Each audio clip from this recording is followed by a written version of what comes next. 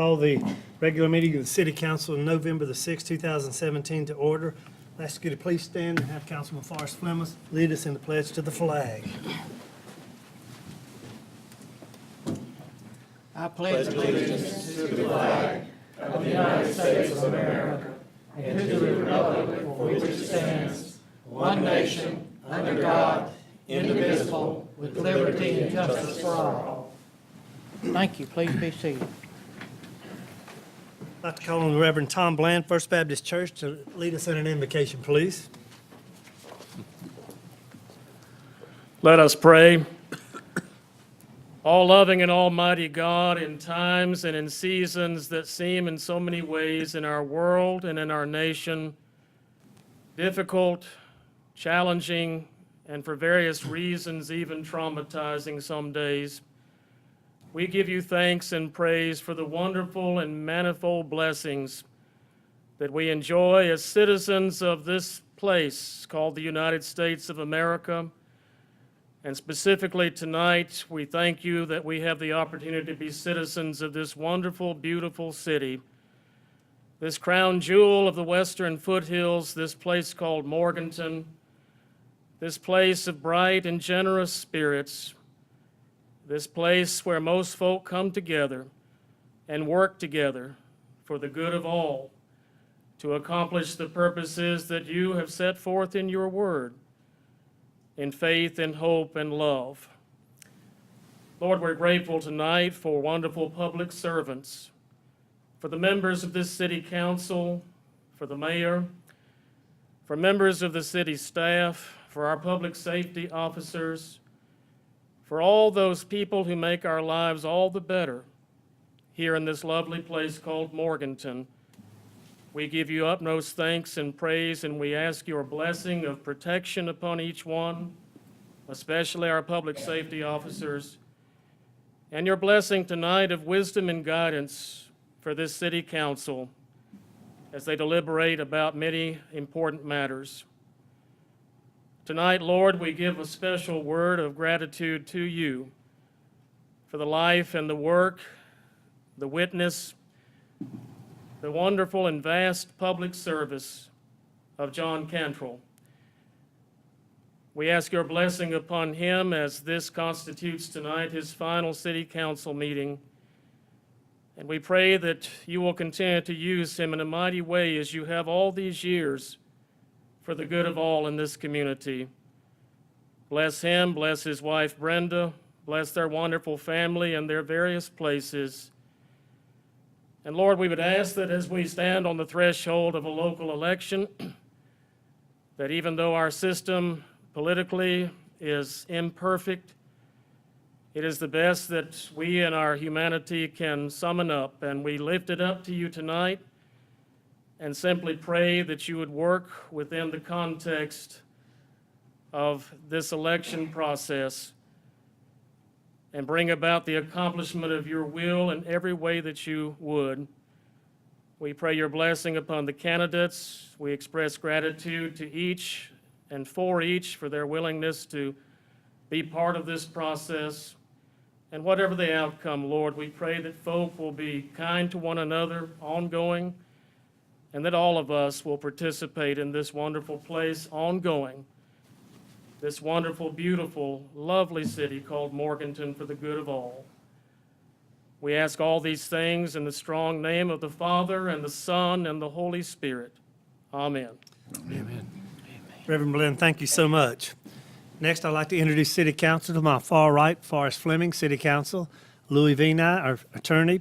I'm Ronnie Thompson, your mayor. Sally Sandy, our city manager. Sydney Simmons, City Council. John Cantrell, Mayor Pro Tem. Kelly Russell, our recording secretary. And Becky Brinkley is our interpreter for the deaf. Our first issue is a resolution honoring John Cantrell, Mayor Pro Tem. And I'm going to ask our recording secretary, Kelly Russell, if she will handle that resolution, please.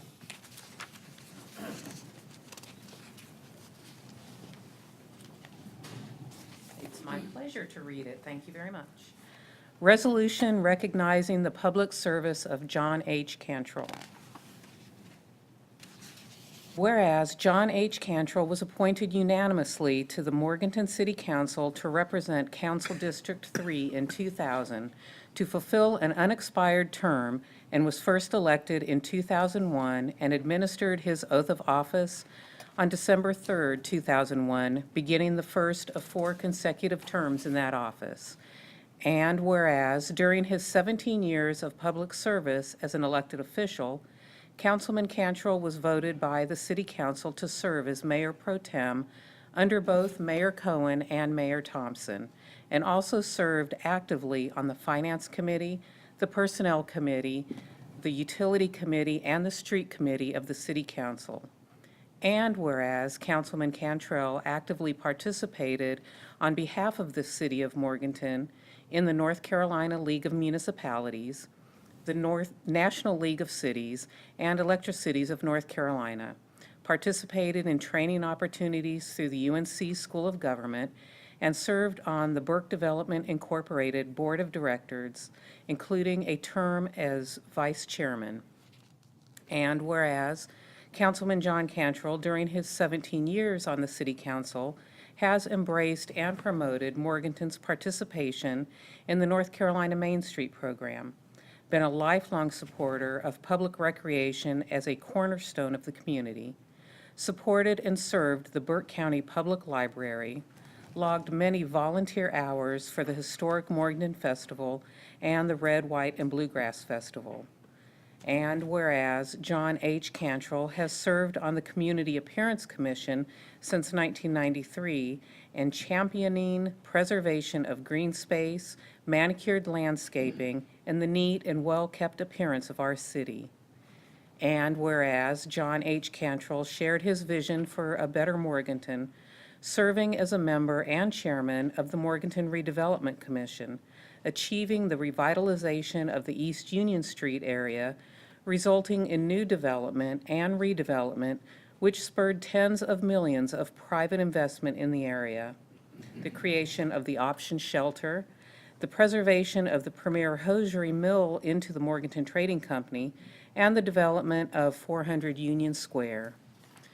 And whereas Councilman John Cantrell's influence and service extended beyond the activities of the city, as an active member of the Burke County Chamber of Commerce, as a board member for Habitat for Humanity, as a member of the Carolinas Healthcare System Blue Ridge Long-Term Care Board, and as a longtime Kiwanian.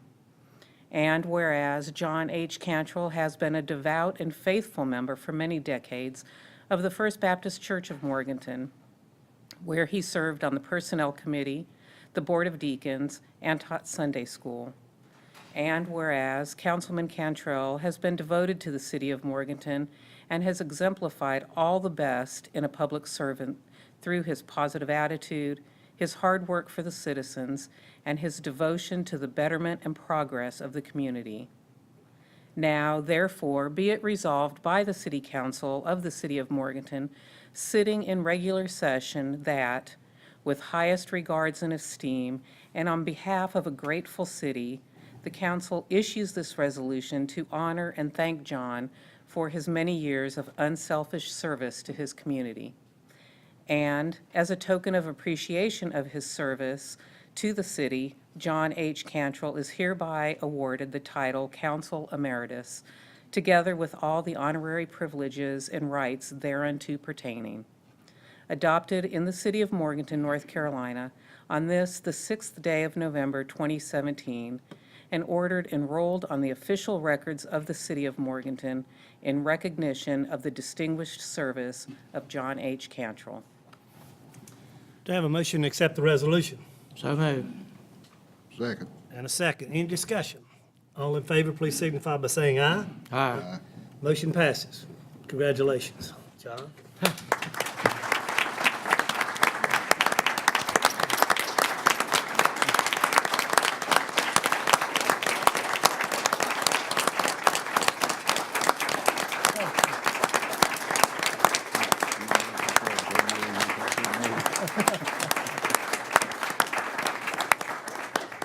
John, would you like to say a few words? Or many words, your choice.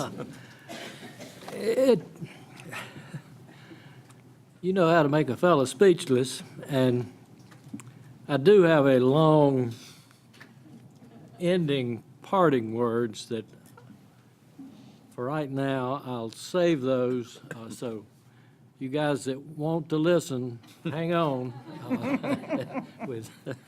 It's really going to be exciting, so, but this evening has been overwhelming, and I can't say enough about being honored to be in a position to serve, and it's been a great time. Thank you. Thank you, John.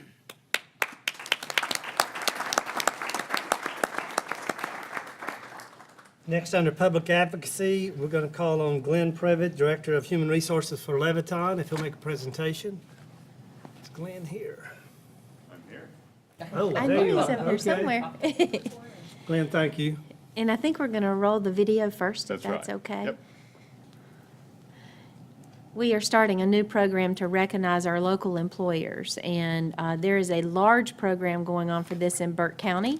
BDI is heading that up and working with its partners, and the city is going to try to recognize those employers that are within the city limits and hopefully help the community understand what opportunities there are for jobs here. And this is something that Leviton had provided to Hey, us Morganton. a couple I'm months Joshua ago. Harris, the Public Information Officer for the city, and this is Morganton Works.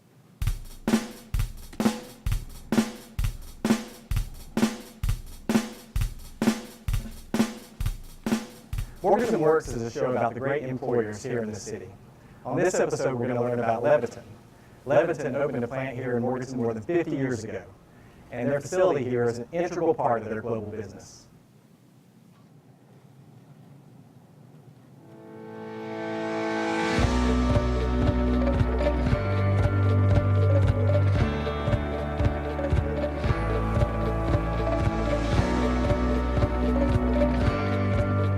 Welcome to a bright new age of manufacturing, founded on a rich history and focused on a promising future. This is Leviton in Morganton, North Carolina. Throughout our history, the Leviton brand has stood for quality and innovation. Founded in 1906 as a small tinsmithing business producing mantle tips for gas lighting, Leviton has stood the test of time, growing into the world's largest privately held provider of electrical wiring, lighting control systems, and network devices. With facilities across the U.S. and in 80 countries worldwide, Leviton is an established leader in the industry. Leviton honors 5 core values: ingenuity, commitment, safety, quality, and sustainability. Ingenuity. With nearly 1,000 patents, Leviton discovers solutions to real-world problems through innovation, engineering, and inspiration. Commitment. Leviton is committed to producing excellent products and nurturing the caring culture of the family-run business that predates the electrical industry. Safety. Safety is Leviton's passion. From the inside out, providing all employees with a safe work environment. The company is equally proud to foster safety for people outside the plant, creating products that contribute to a safer environment for all customers around the world. Leviton's safety efforts range from advancing child tamper resistance to improving nighttime visibility with LED guidelines. Safety is always a primary consideration for products and a major component of progress. Quality. Leviton is proud that dependable quality and performance have made the company the #1 brand of electrical devices preferred by builders, contractors, and electrical wiring professionals. Sustainability. The company recognizes that natural resources are finite and works to recycle and reuse as much as possible, as well as to create products that are energy efficient. Over 50 years ago, Leviton chose Western North Carolina and Morganton because of its skilled workforce and ease of transportation. The facility here is an integral component of Leviton's global business. Morganton's operations are strategically important to Leviton and generate a significant portion of the company's manufacturing output. Employees are skilled, passionate, dedicated, loyal, and a source of competitive advantage for the company. Since the beginning, Leviton has had a tradition of embracing its local communities and welcoming generations of families. Both Leviton and Western North Carolina have grown and prospered together, one supporting the other. Leviton sets industry standards with its innovative, advanced manufacturing operations, taking raw materials and transforming them into finished goods. The Morganton facility manufactures electrical wiring devices for residential, commercial, and industrial markets. Leviton utilizes processes including plastic injection molding, metal fabrication, automated assembly, and packaging. The company leverages technology and incorporates automation to increase efficiency, improve precision, and maintain consistent quality. Employees of Leviton are truly immersed in today's high-tech world. Using high-efficiency injection molding presses, which melt plastic pellets and inject the liquid into molds. The plastic cools, solidifies into components, is ejected from the press, inspected, and then sent to production lines for final assembly. Another process is metal fabrication, where flat brass, steel, and other metals are converted into three-dimensional shapes by stamping them in a mechanical press. This process supplies components to most of our main production lines, including receptacles, switches, plugs, and connectors.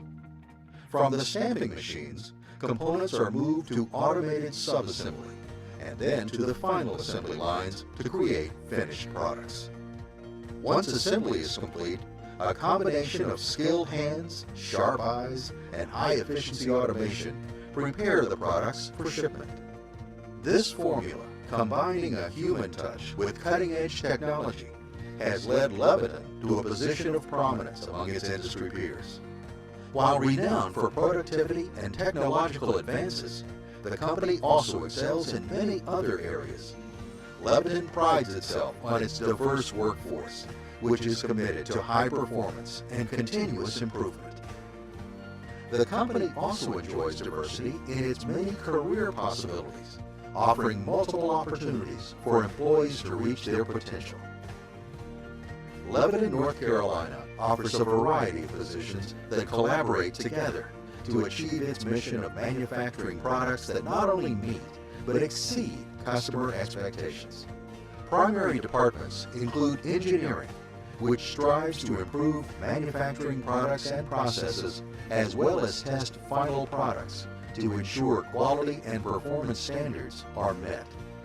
Materials resource planning, which coordinates production scheduling to meet customer needs. The tool room, which encompasses tool making, mold and die maintenance, and electronic design and programming. Other departments include quality assurance, human resources, maintenance, finance, and environmental health and safety. As an employer of choice, Leviton focuses on more than just production numbers. The company is highly committed to helping employees achieve career goals through tuition reimbursement and training and development opportunities. The company supports lifelong learning and encourages its employees to learn and grow both professionally and personally. Leviton offers a competitive compensation and benefits package, including health, dental, and life insurance, as well as profit sharing and a retirement savings program.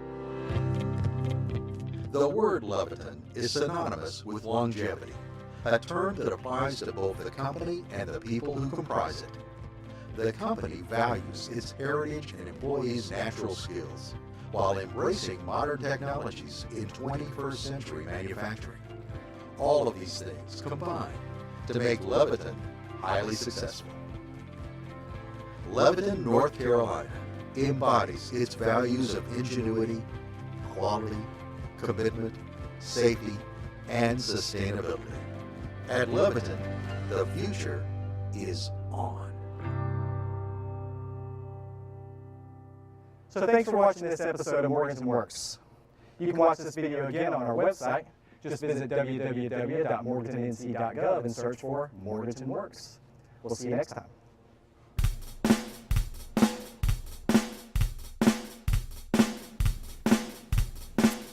Glenn, thanks so much. Would you like to add some comments, please?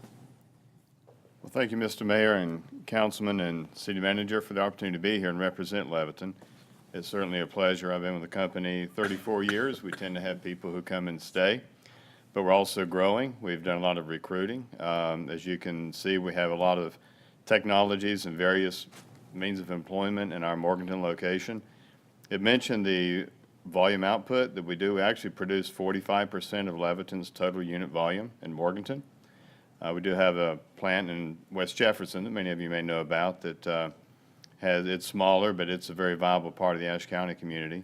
So we're just happy that we continue to be successful. The company is still family-owned, privately held, in the third generation of leadership. And the company is getting into a lot of new technologies, emerging markets, and growing, and we're happy to be a part of that. I'm happy to answer any questions anybody may have. I will add that as we continue to grow, we do have needs for recruitment. We do sometimes place people locally. Sometimes we have to recruit externally, mainly for professional positions, but for hourly positions for our skilled employees. We tend to educate on the inside, as you've seen, through our tuition reimbursement programs, partnering with a community college. They're a great partner. We have a lot of wonderful partners in the community through education and government. We're just excited about what's going on locally with BDI and with Workforce Development Board.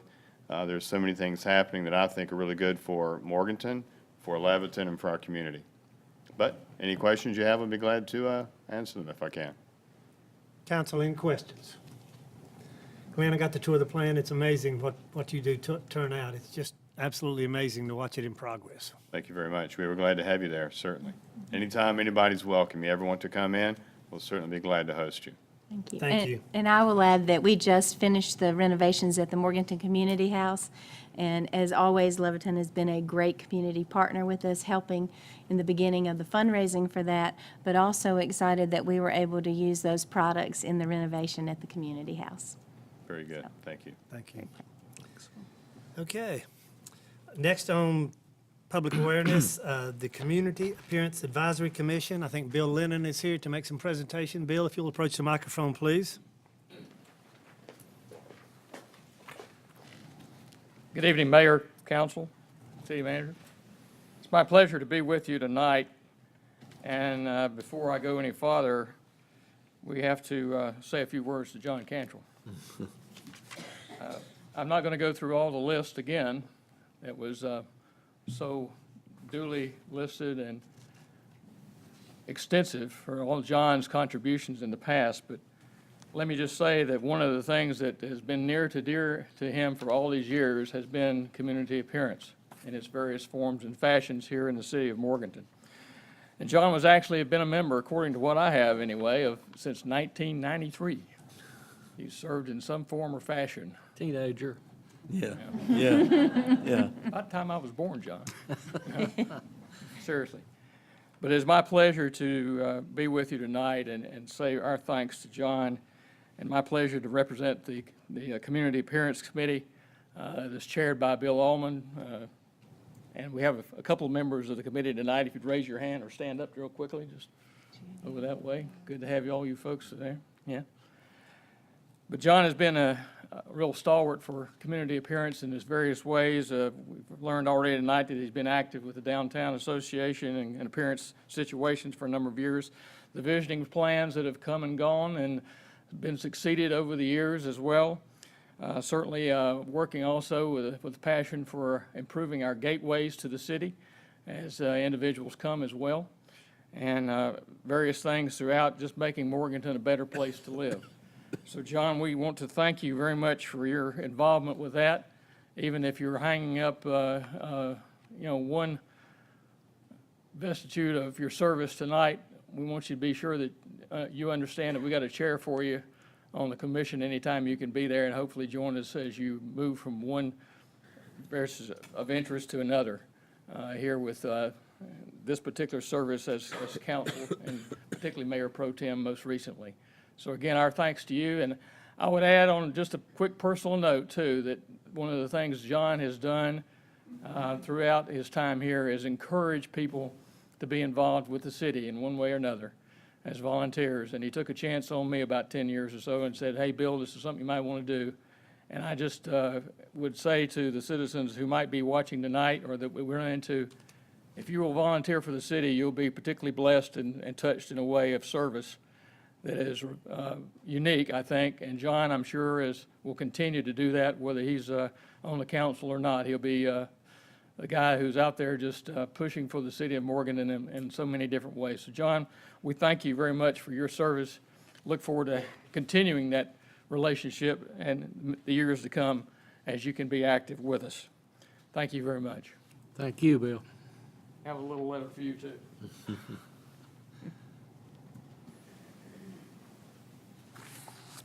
Thank you very much.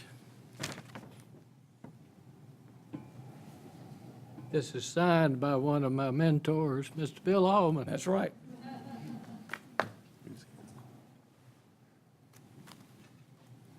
We have a few other presentations to make tonight that we wanted to bring before the city and our citizenry as well. And we recently have done 5 letters of awards that we're going through this evening. And we'd just like to go through that. I don't know that we have many of those in attendance tonight, but I think we have 1 or 2. But 5 of them particularly that we'd like to recognize, one being Moondog Pizza for their recent beautification associated with the location building repurpose project at West Union and West Fleming intersection of a major thoroughfare of public travel and a key point in our wayfinding system. So we're very happy that they could do some things in repurposing that area. Very similar to that, along that way, and I believe we have the next picture along that line, but this is Moondog that we have up there right now.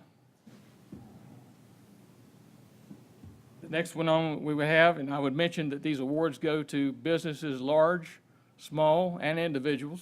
In this case, we have one that's Samantha Reed at 404 Avery Avenue for her work early on with beautification around her proposed bed and breakfast operation there. And I can attest that she's putting in a lot of time personally on that, as well as a number of things that she's had throughout the community.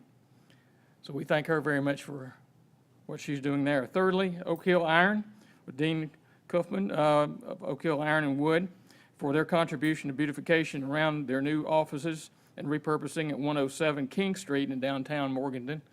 If you haven't been there recently, you're really missing out on something there. So we hope you'll go by and visit them if you haven't along that way. Fourthly, as we go to, we have what most of us have been knowing as Cosby Realty is now Remax Realty at 820 West Union. This is across from Moondog Pizza, and for the building, a repurpose project there for a major point of public travel and a key point in our wayfinding system. And I might add on a note there that this is the first time in many years that that key intersection there is being maintained on all 4 corners and beautified by the particular owners there, as well as the city having a portion of that they keep up as well. So we're very appreciative to all of those. Our 5th letter goes to Grace Ridge and Lenore Road for their continuing contribution of beautification around Grace Ridge, and particularly the special interest and beauty that they've done enhancing their entranceway in downtown Morganton. So we're very thankful to these businesses and individuals, and also look forward to doing more presentations in the future. Thank you. Bill, thanks so much. Next on the agenda is our audit presentation. Tom McNish of Elliott Davis and Karen Duncan, the finance director, will do that. I'm sure, Tom, most of the people came tonight to hear this presentation, and we're excited about that. Yes, thank you, Mr. Mayor. I'm sure that's the Karen case. going to double team here, or she's going to leave it to you? I think I'm going to, if it's okay, Mr. Mayor, I'm going to start out with some comments just about the audit process and our audit opinion, and then Ms. Duncan will follow up from there. So thank you, Mr. Mayor, members of council, city manager. Appreciate your time this evening. We have, as you know, completed the financial statement audit for the year ended June 30, 2017. The audit was completed, and I think your comprehensive annual financial report was issued well in advance of the local government commission deadline of October 31st. That's always a good sign. That means that information as provided to us throughout the audit was very fluid. It was timely. We're definitely looking for accuracy, but we're also looking for that information to be provided in a very timely basis. So I'd like to take the opportunity to thank Ms. Duncan and her team for all the hard work. As y'all know, the audit process, particularly for the city staff, it's a comprehensive process. We ask for a lot of information. We ask for it in a relatively short period of time. And so if we had not received that information timely and accurately, you would know about that. We'd be reporting that to you as a red flag or an issue, but that was not the case. So we did issue a what's called an unmodified or a clean opinion on the city's comprehensive annual financial report, or the financial statements. That's where you want to be. That's based on the extensive audit testing that we did. Always as a reminder, the objective of our audit engagement is to give that independent opinion as your audit firm as to whether the financial statements are fairly stated. So we're looking for that risk that the statements are materially in error. That's important because your bondholders, your investors, creditors in whatever form, also your granting agencies, are looking for that information to be accurate, materially accurate, so that they can assess the creditworthiness or the compliance of the city. So we're not performing a fraud audit, although if we came across fraud, obviously we'd be required to report that to you. We do put a large emphasis on your internal controls, and specifically your internal controls over financial reporting.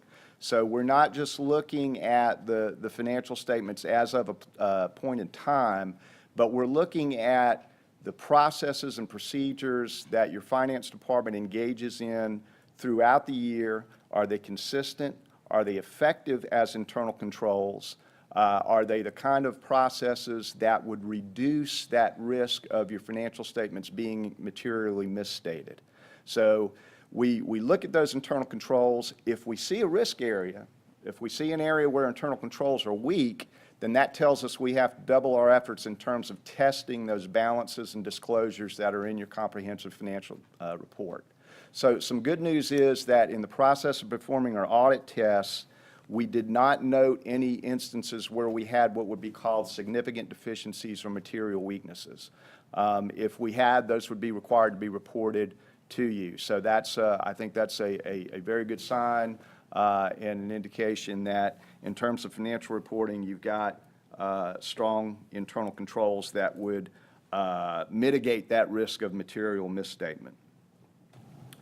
As you know, the city participates in grant programs, both on a federal and state level. I think in excess of about $1.6 million were expended in federal and state grants for the 2017 fiscal year. As a separate audit, we perform what's called a single audit, and we look at your compliance with those major programs.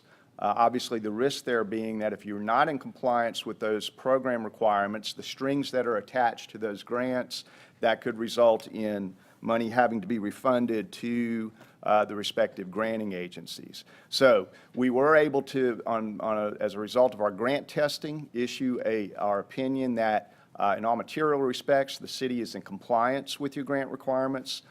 So that should be considered a strength and good news.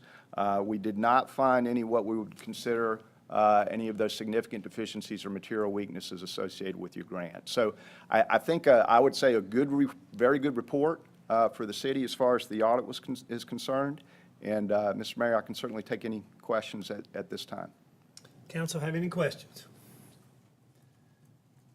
Tom, it's clear we made the right decision 2 years ago to select your firm. The reports have been real well received, so I think we made a good decision when we chose your firm, so thank you so much. Thank you so much, Mr. Mayor. I appreciate that.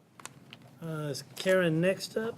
Okay, I'll call on Karen Duncan to Is this the picture show you're going to have with It us? is. Okay. Here's a surprise. I have graphs. Good. You know, I would be amiss if I didn't also say, John, how ironic is it that we should present the audit to our, the last night of our favorite accountant's tenure with us. So, are we up on the screen, Chad? Chad? Here we go. There we go. Okay, so Tom talked to you about the overall audit process, and now I want to talk to you more about the nuts and bolts, about the numbers, which are important to all of us.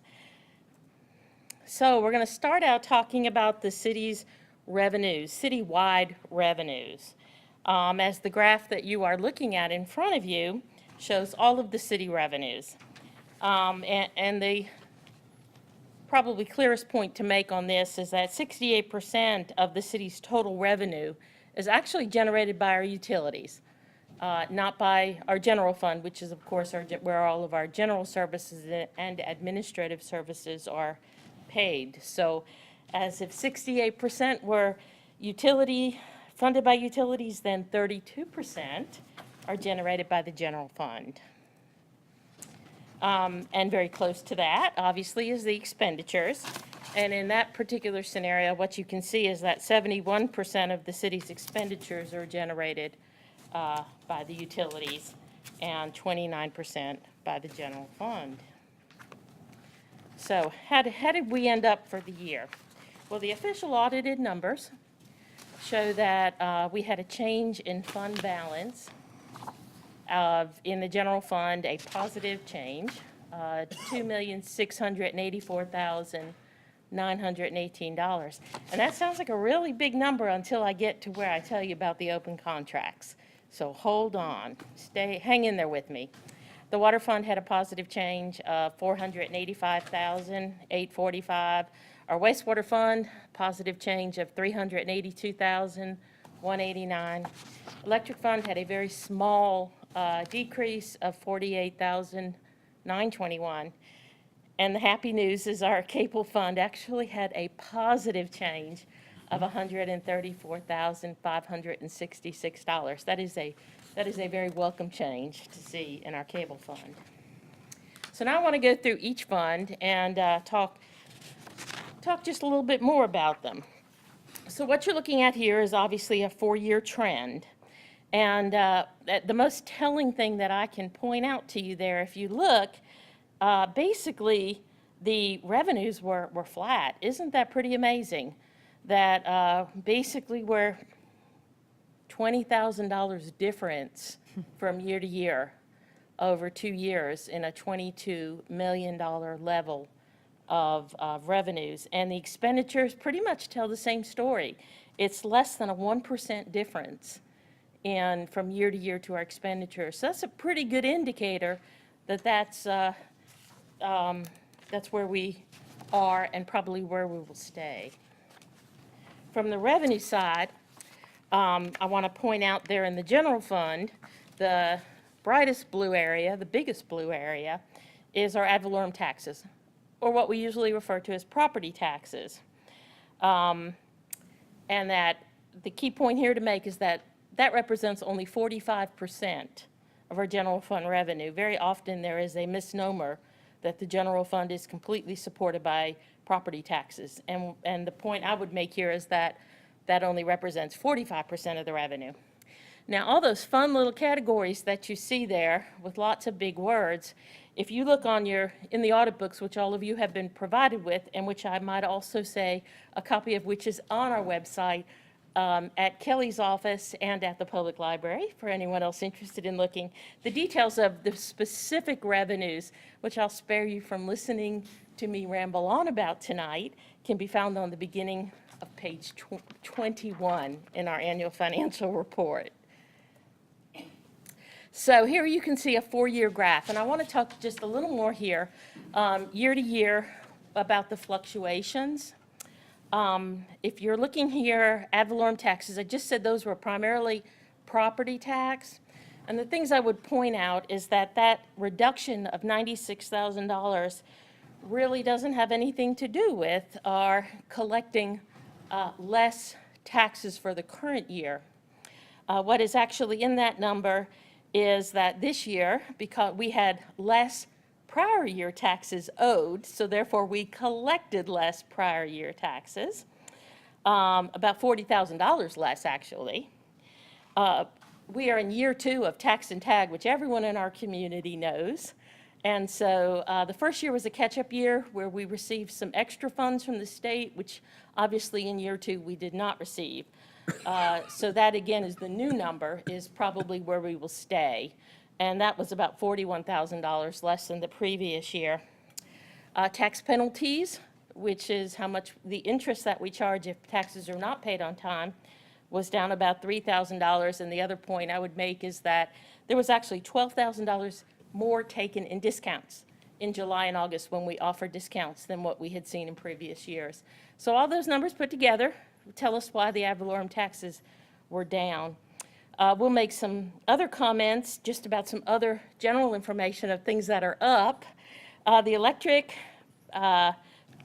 permits, building permits, plumbing permits were up about 47%, which is about $47,000.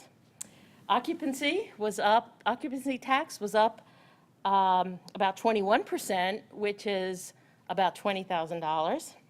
Sales tax was up 9%, and that's a big wow. That's about $317,000 over the previous year. I would point out, if you see in restricted and governmental revenues, that looks like a really big drop there. Actually, about a $450,000 drop. And so I really want to just take a minute to tell you what that was. It was the last year in our grant, in one of our larger grants at public safety or patrol grant cycles. So that was $50,000 that we didn't receive that we'd been receiving in previous years. Also, as you're going to entertain later in this meeting tonight, we have helped some of the businesses in our community through building reuse grants. And this past year, we actually received $250,000 less as pass-through grants than we had received in the previous year. So that's why that number looks like it dropped. And then the other thing was the previous year, we'd received $150,000 in a community house grant. That obviously was a one-time grant. So that's kind of why that number happened the way it did. The other happies for us are that comma revenue was up 9%, which is about $27,000. The general recreation revenue was up about 6%, which is another $27,000. And the sale of surplus, which is the vehicles and the other items that the city's no longer able to use, that was actually down about $200,000. But that has to do with what we have to sell, obviously. So that number was actually down, which would account for why you see in the sales and services that number dropped. That's all about the surplus sale. So, and of course, that varies from year to year. On the expenditure side, there you see actually by function that 37% of the general fund's expenditures are expended in the area of public safety, 25% are recreation, then 16% by general government, 8% by transportation, 6% by sanitation. And probably the other one worth mentioning is 8% of our general fund is used to pay for our general fund capital debt. And if you want to see more about what capital debt we have, that begins on page 57 in the Comprehensive Annual Financial Report. We'll say that overall this past year, our debt did increase. It increased by almost $11 million. And that's primarily the almost $10,000 sewer borrowing and the $1 million for the community house. So that's primarily the two largest borrowings that we did that would account for that. However, our total city debt is just slightly under $28 million. But our legal debt margin, which is a mathematical calculation that the state does to give us a guideline upon which we should not exceed. And our legal debt margin is almost $115 million. and we're sitting at almost 28 million. So we're still in real good shape with that. Here you see the 4-year graph. Again, you'll see the expenditures are down in the general government area, and that's also due to the building reuse grants I referred to earlier. Obviously, if that revenue is down, then those expenditures need to be down also proportionately. Public safety is up a little bit. They as they restructured for the new firefighters, there were some costs incurred with that, and also their debt costs went up due to additional borrowings. The sanitation area, environmental protection, is up due to some maintenance and repair costs for equipment, as well as some increased debt. The recreation area is down due to just basically a smaller capital plan this year. And debt service, again, is up due to the addition of the new debt. So this screen here tells you how much you can spend. And so it's pretty important. Works kind of like this screen, I would allude to that it works kind of like a checkbook. On the day that we all know, the day you get paid, you write the checks for the bills you have in your hand. Then you subtract out the commitments that you know you have to pay, even though you may not have that bill yet. And then you subtract out what you want to leave in your bank account for emergencies. And then whatever's left, you know, is what you can spend. Well, that's exactly what you're looking at here. And so the answer to the question is, after we subtract out all those things, we can spend about $3.3 million. And that would equate to about 3 months worth of spending in the general fund. Okay, so for revenues, 69% of our utility revenues are in the area of electric. That's kind of easy to see with the big green surface. 10% of our revenues come from wastewater, 9% from water, 9% from our Compass utility. The 3-year trend shows basically just a small decrease in water, about 11% decrease in sewer, a 2% decrease in revenues in electric, and a 3% in Compass. On the expenditure side, the breakdown there, again, obviously looks very similar to that of the revenues. About 70% is electric, 11% water, 10% wastewater, and 9% Compass. Water expenditures were up about 3%, and as you can see from the other 3 areas, again, much like the general fund, they were very constant. Okay, so in summarizing thoughts, the numbers that you'll want to take home and remember tonight, the city has $117,002,100 more in assets than it does in liabilities. The utility funds, as I mentioned very early on, showed an increase of about $950,000. I will say that there are outstanding contracts at year end. We call those encumbrances or purchase orders of about $450,000. So that's important when we're talking about the overall look at what actually profit is. In the general fund, I said we showed an increase of about $2.7 million, but I will tell you there were outstanding contracts in excess of $2.1 million. So citywide, how did we do? We basically netted $1 million for the year. So overall, it was a good year. Do you have any questions of me or of Tom? Or Council have any questions? Okay, we only have one copy at the library, so in case there's a mad rush up there to get the copy and see it at the library. if there is, you can always check out our website. Okay. Kelly has a copy. We can manage to drum up copies for anybody that would like to look at one. John, you look like we've got a question. Yes. It's not a question, it's a couple statements. Okay. These were in all of the verbiage that you provided, Okay. and I think these need to be noted by our audience. Fiscally responsible budgeting has been a key to the city's planning process. Currently, the city does not have any bonded debt. In 2014, the city's bond rating was reviewed by Standard & Poor's and increased 2 steps to a AA bond rating, which is another sign of fiscal stability. one more paragraph that I think needs to be noted. The preparation of this report would not have been possible without the efficient and dedicated service of the entire staff of the Finance Department. I would like to express my appreciation to the members of the department who assisted and contributed to the preparation of this report. Credit also must be given to the city manager, the mayor, and the council for their support for maintaining the highest standards of professionalism in the management of the city of Morganton's finances. Thank you, Karen. Thank you, John. Karen, thanks. My pleasure. Thank you. We need a motion to accept the audit, please. So move. Have a motion, to have a second. Second. Any discussion? All in favor signify by saying aye. Aye. The audit is accepted. Under upcoming events, that comma is very busy this month. First is the inaugural Gosler-Williams Choral Festival, which is tomorrow night, November the 7th at 7 o'clock. Gobsmacked will be November the 9th at 7:30. Dirty Dancing, which is on stage, not the movie, will be November the 14th at 7:30.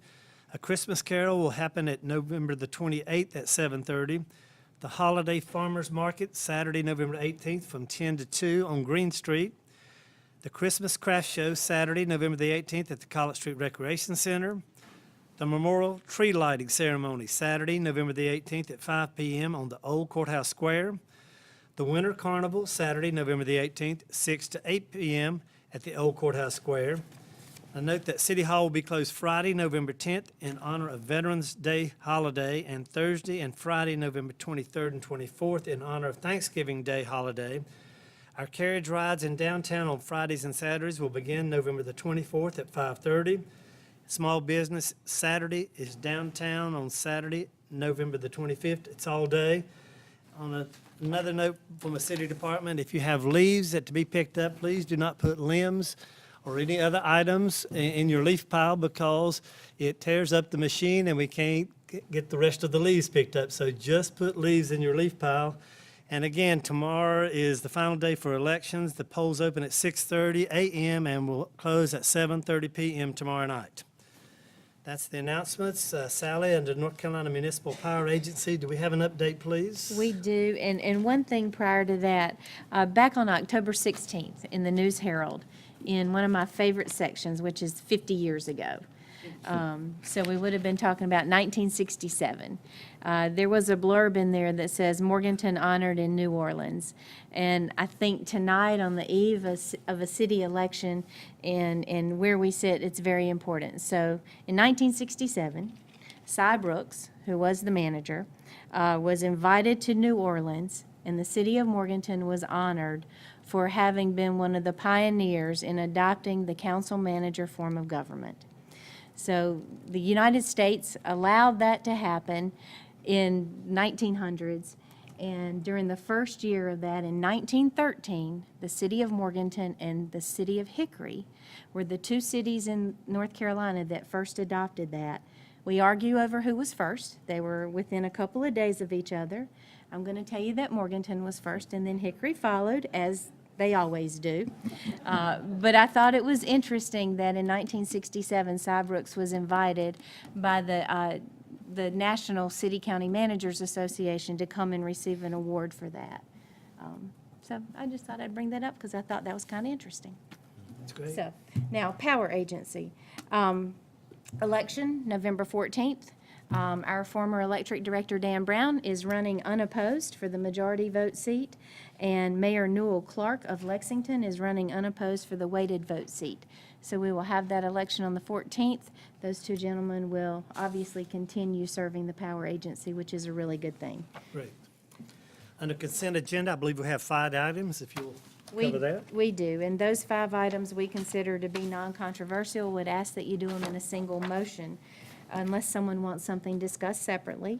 For those of you viewing at home, that includes 2 sets of minutes, regular minutes and closed minutes from October 2nd. It includes a resolution authorizing public safety to apply for a Governor's Crime Commission grant in an amount of up to $120,000 for the purchase of body and dashboard cameras. It includes a professional services agreement for Phase 2 stormwater assistance, which is our public outreach and education services portion with the Western Piedmont Council of Governments. $5,189 is the amount of that contract. It includes a budget amendment to receive $30,900 in insurance reimbursement for replacement of a public safety vehicle. And for the first reading, issuance of 3 taxi cab franchises, Ace Cab, City Cab, and Becerra Translation and Associates. Do any members of council wish to have any items removed from the consent agenda? Not, do I have a motion to approve the consent agenda? Motion to approve. Do I have a second? Second. Any discussion? All in favor, please signify by saying aye. Aye. Motion passes. Next will be a public hearing, and I need to do it right.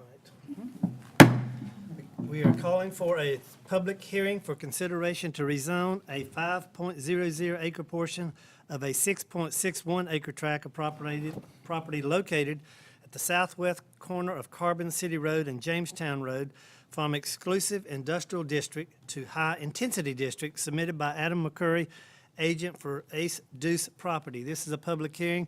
Would anyone like to address City Council concerning this rezoning matter? Philip, would you like to cover it first before we have public discussion? It's up to you. Please go, so people can understand what exactly we're talking about. Yes, sir. Mr. Mayor, members of council, this is a request, and on the screen, you should see a location map. Let me start the It's there. slideshow here.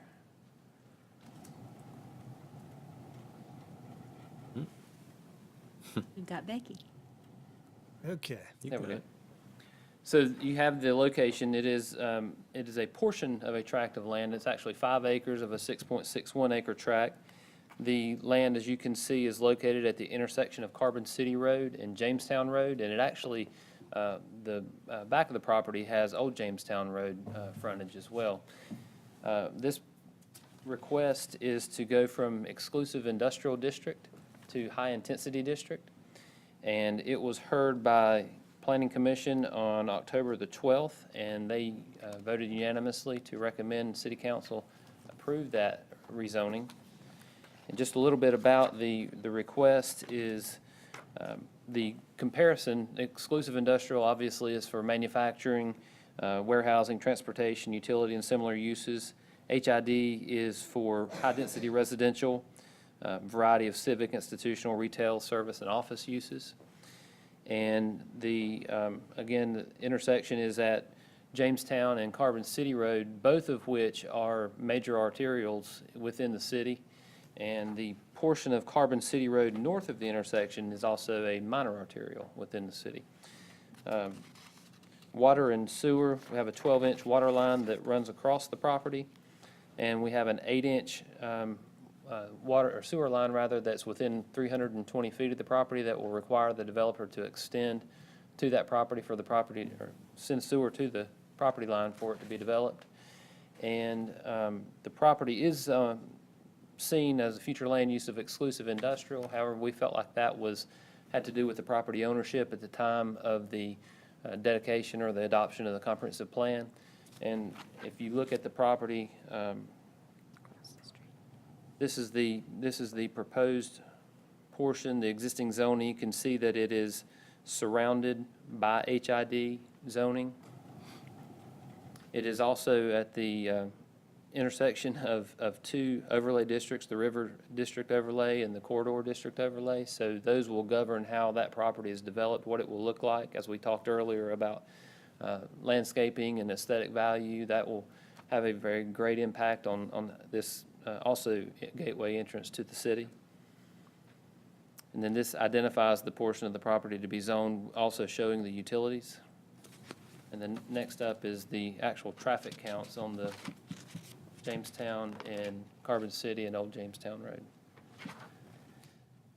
So, Philip, part of that will be River District and part of it will be just a corridor overlay, is that correct? That is correct. Depending on where the structure's located, it could be subject to the landscaping for the River District or subject to plain old corridor overlay, correct? That's correct, and they are very similar, and the developer may wish to propose a plan that would be, have continuity throughout the development.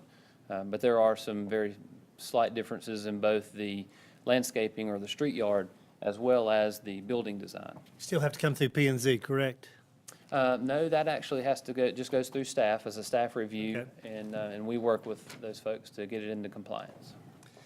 Would anyone like to speak at the public hearing? It's still open. If not, the public hearing is now closed. Council have any questions, any more questions for Philip? Forrest, you good? Good. Okay. I'll entertain a motion. I move to adopt an ordinance that amends the zoning map of the city of Morganton to rezone parcels from their present exclusive industrial district zoning classification to a high-intensity district zoning classification based upon the compliance with the Mission 2030 plan and recommendation by the Planning and Zoning Commission. I have a motion to have a second. Second. Any discussion? All in favor of the motion, please signify by saying aye. Aye. Any opposed? The motion passes. Next is a public hearing for the consideration for a proposed amendment to the 2017 Consolidated Action Plan and approved amended project budget. Call the public hearing to consider this proposed amendment. Sally, do you want to cover that, please? Yes, and we have Lisa Helton here with us tonight, who helps to administer our CDBG program.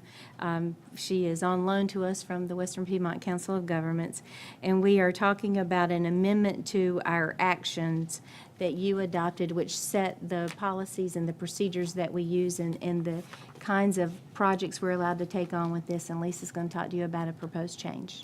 Lisa, thank you. Thank you. The purpose of this public hearing is to receive public comment on this amendment. It is required by HUD to have this public hearing.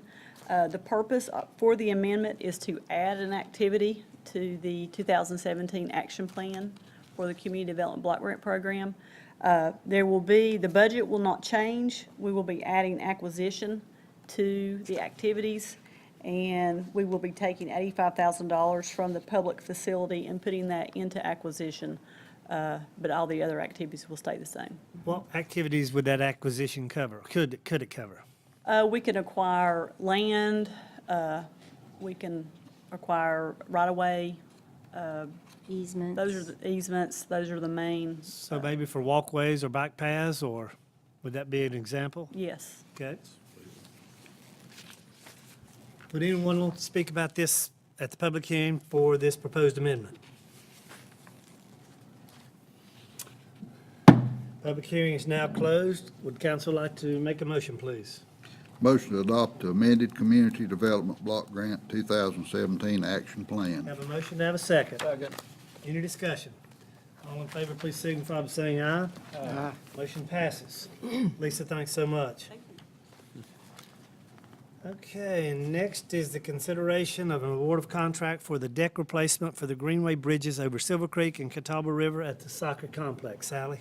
Yes, you will remember that in this year's budget, we had included $70,000 to replace both of the bridges at the Greenway. They have taken a lot of wear and tear, and the Greenway is one of the most used parks and facilities that we have in the city, and we need to replace the decking on the bridges and to repair those to keep them in safe working order for everyone using them. Since that time, we are very fortunate and need to say a very thank you, very big thank you.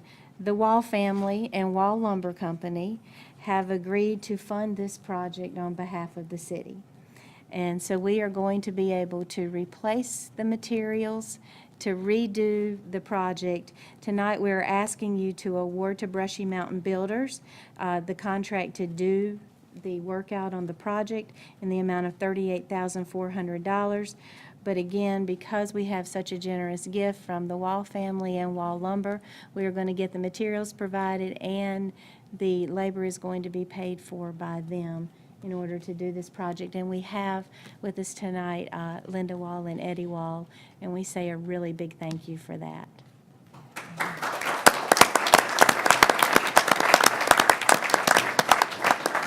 What is the wish of council?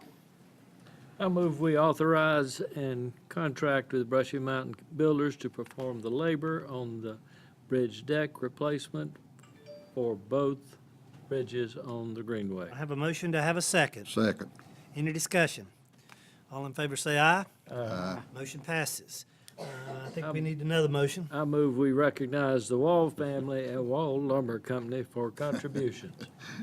Second. Second that. Okay, any discussion on that? All in favor say aye. Aye. And we need one more motion. Road, huh?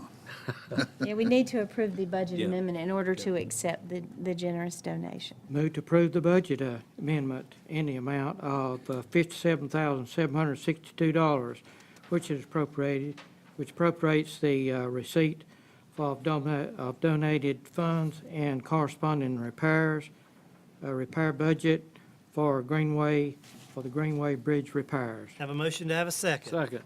Any discussion? All in favor say aye. Aye. Motion passes. And we may want Linda, does Linda, would you Linda like want to say something? something? I know you can say something. Please. Well, I'm delighted that we can do it, and I'm glad that we heard about it, and I wish you had other projects that you can let the public know that maybe somebody else can get. We agree, we are not shy, we will ask. Linda, thank you so much. Glad we could do it. Thanks. And when we get the bridges done, we will obviously have a celebration out there and a ceremony and pictures and, do something so that everyone who's not on the Greenway can see it, and that'll make everybody want to use the Greenway. Thank you so much to the Wall family. We appreciate it greatly. Okay, next is consideration of a resolution supporting the building reuse grant for Project Quantum Leap and a call for a public hearing. Sally? Project Quantum Leap is an industrial company looking at Morganton to do industry expansion. They are looking to occupy a vacant industrial building, considering an investment of up to $18 million in new plant and equipment, and the opportunity to create 102 new jobs over a 4-year period. As was referenced earlier tonight, the building reuse program with the state has been very good to us here in Morganton and Burke County, and this would be another one of those proposals.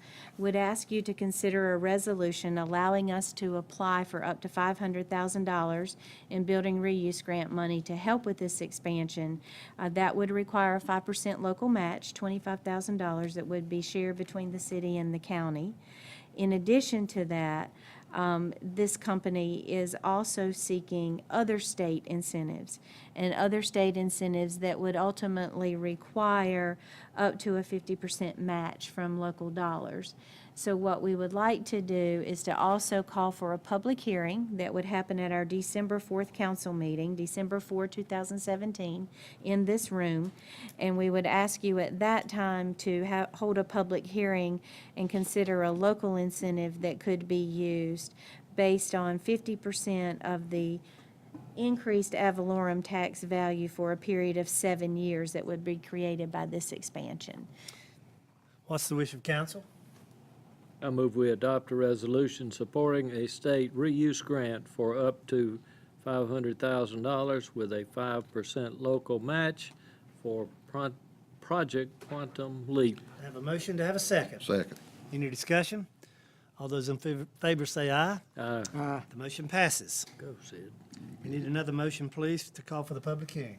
Motion to call for a public hearing on December the 4th, 2017. City Council meeting considers city economic development incentives for Project Quantum Leap. Have a motion to have a second. A second. Any discussion? All those in favor signify by saying aye. Aye. Motion passes. Next on the agenda is consideration of authorization of a resolution to apply for a building reuse grant from the North Carolina Department of Commerce Rural Economic Development Division for a caring alternative. Sally? This is a second application. Would ask the council's permission to allow the staff to do this application as well.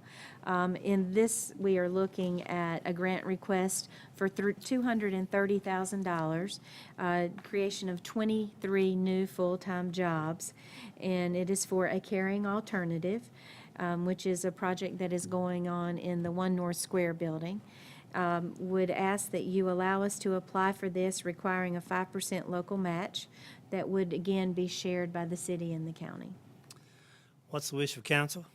Move to approve the resolution authorizing the City of Morganton to make application to the North Carolina Department of Commerce Rural Economic Development Division Building Reuse Grants Program for a caring alternative. I have a motion to have a second. Second. Any discussion? All in favor, please signify by saying aye. Aye. Motion passes. And obviously, once we hear from the state, if we are awarded these grants, then we will bring back the budget amendments and all to you at that time. This is just the application. Next is consideration of a proposed lease agreement for a portion of the building at 112 West Union Street for the operation of a restaurant. Sally? No, I Louis. think Louis going to take this one. Yes, thank you, Mr. Mayor. As everyone knows, the restaurant known as Yanni's, long operating on West Union Street, closed back in September. Since that, and of course, the city owns the building in which that's located. The city has made strenuous efforts since then to have a new restaurant operation in that location, and have contacted or been contacted by multiple restaurant operators. And after considerable discussions, staff has reached a tentative agreement with a likely tenant there. That person being Yanni DeMarjos, operator formerly of Yanni's. And he is here this evening along with his attorney. The proposed lease, the draft of it is in your file. This would involve essentially, not exactly a reopening of Yanni's. First of all, it is a new lease. The old lease was terminated when Mr. Stevens closed back in September. The proposal is for a 2-year lease with the option to renew for an additional 3 years. The rental terms are very comparable to what they were under the old lease, very slight differences. The tenant would have a right of first refusal to purchase the building if the city ever received a third-party offer. It is very important to the city, and it is included in the lease, that the assurance that Mr. DeMarjos personally will remain involved in the management and operation of the restaurant, and that under certain circumstances, his failure to do so could lead to termination of the lease. It is anticipated he would be able to reopen quickly once a lease is signed. It is very customary with commercial leases of this sort to give the tenant a short grace period before rent actually begins, and therefore, though it is hoped that operation could begin by the 1st of December, first rent payment would not be due until the 1st of January. I should note, too, that the actual tenant will be a corporation, a new corporation established by Mr. DeMarjos, and that is, steps to do that have been taken today and should be finalized this week, and as soon as that is done, the lease would be able to be signed. What's the pleasure of council? I move we approve a lease agreement for a portion of the building at 112 West Union Street and authorize the mayor and city manager to execute appropriate documents. Second. Any discussion? Sally, I wanted to ask about, the building needed some improvements, and I think we've been working on those improvements. Is that correct? We have. While the building has been vacant, as the landlord, we have taken advantage of that time to do some improvements that include some floor work in the kitchen area, a little bit of plumbing work in there, some tile work, and we also will have a contractor in to refinish the wood floors. They have not been done in 18 years, 16 years, a lot of years, in trying to do that while it is empty. While I am not a social media person, I understand there's a lot of chatter going on about that and a lot of talking. So to be clear to everybody out there, the city does own the building. We are the landlord, and those are improvements that we would do to that no matter who was going into that restaurant. Okay. And I would add another point. It talks about it being a portion of the building. Of course, the city retains and will continue to retain most of the upper floor of the building as the offices of the Main Street program. Okay. And that won't be changed. Council have any other questions? We have a motion, we have a second. All in favor of the motion, please signify by saying aye. Aye. Motion passes. Next on the agenda is consideration of appointments for boards and commissions. And the historic preservation, there are 3 terms that are expiring. I understand David Stevenson and Mark Barrier have asked to be reassigned. Ken Bowles has decided he did not want to reapply, so I need a motion to reappoint those 2 individuals. So move. Okay, the motion is to reappoint David Stevenson and Mark Barry to the Historic Preservation Commission for terms to expire November 8, 2002, made by Councilman Simmons. Do I have a second? Second. Any discussion? All those in favor, please signify by saying aye. Aye. Motion passes. And that leaves us 1 vacancy, so if there is anyone out there watching or listening and they're interested, they can get a form from Kelly or also on our website. We do have a vacancy on the Cable Television Commission. Sally, do you want to cover that? Certainly. Due to the unexpected death of one of our commission members, we have a vacancy on that board. It's an at-large seat with a term expiration date of June 1st, 2018. Would also accept applications for any citizens interested in serving on the Cable Television Commission. And if you'll submit those, then you all can make that appointment at the December meeting. This is Councilman Pro Tem John Cantrell's last meeting, and I'd like to ask him to come up and make comments from there, or the mayor's chair if you would like to, and officially close us out as your last official act. Would you like to do it there or here? We do it where we're sitting. Yes, you can. There are a few words, very few words, that I think are appropriate. I'd like to thank all of the citizens of Morganton for appreciating this City of Morganton staff. And I'd like to especially thank those voters that supported me during the 4 terms that I served.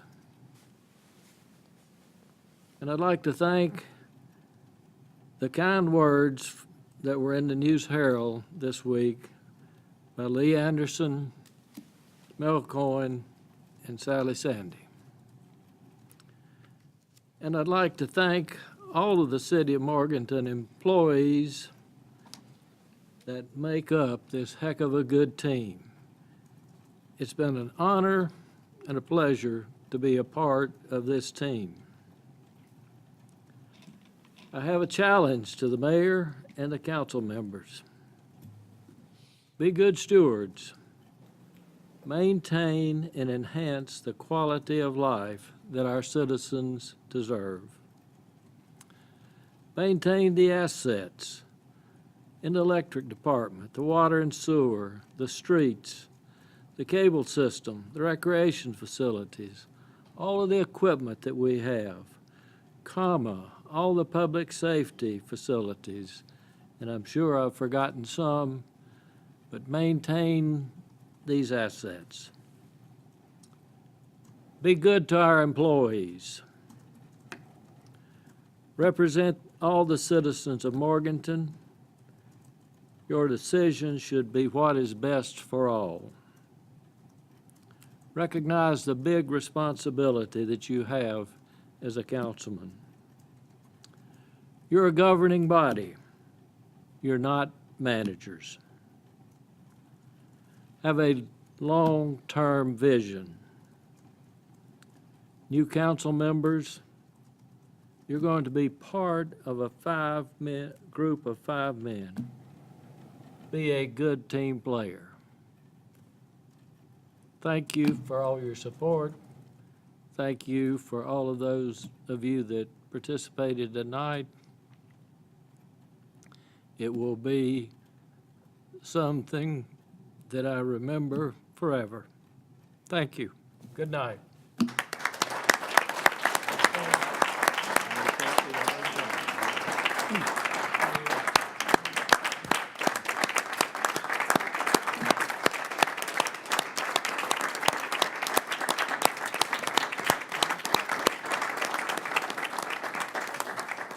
you. We are adjourned.